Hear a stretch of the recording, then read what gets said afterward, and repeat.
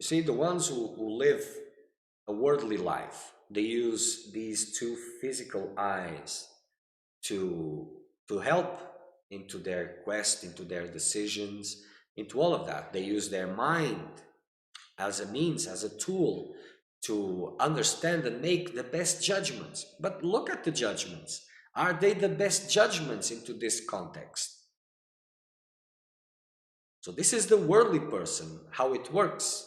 It listens to other opinions, to own judgments, evaluations, this and that, and invariably falls into the same. So this is how a worldly person works. The spiritual seeker, he closes these eyes, he silences this mind, and he waits for instruction. If he is not ready for direct guidance, because that is very difficult, but direction will be there. And during his time, he is purifying himself, working, preparing himself.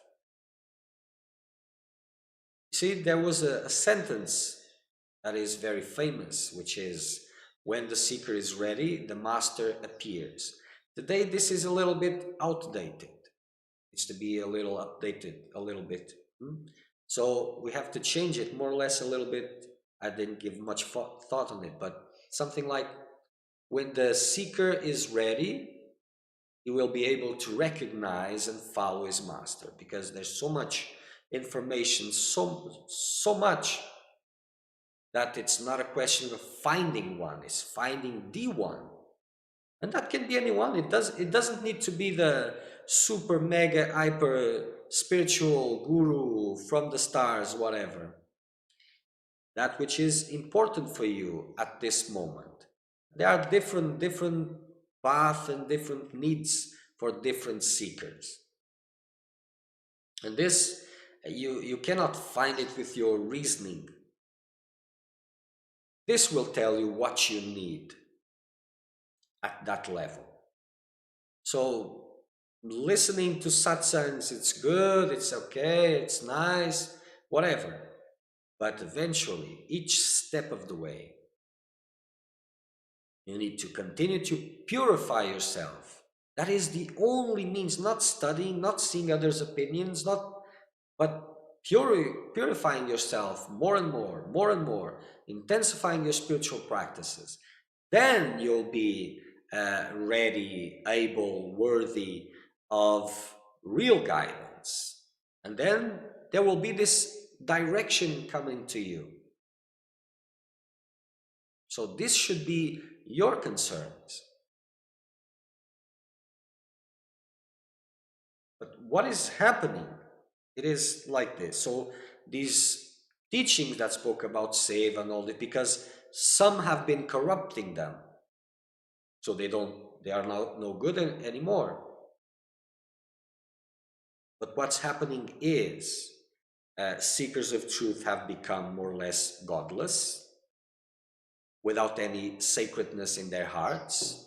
Sacredness is a means of exchange. Yes, oh, Guruji, Guruji, Guruji. If you're nice to me, if you give things I want, if you're my kamadenu. If you're not, my niceness disappears, vanishes in the air. And I lie down and I'm a victim and all of this. I'm a victim, but you're a victim of yourself, because the most of these desires, they have been transferred for the spiritual realm, and very few want to work, really. And from those few who want to work, the majority wants to work for the wrong reasons. So purification is by far the most fundamental aspect of the quest of the seeker of truth, the one who is looking for God, who is looking for guidance to the divine. Purification. And this is the thing that guarantees the straight line. But the straight line may not appear a straight line. And if you have to go through hardships, you will. It is a part of the path. And with trust and surrender, nothing can go wrong. Nothing does actually, but that's a different subject.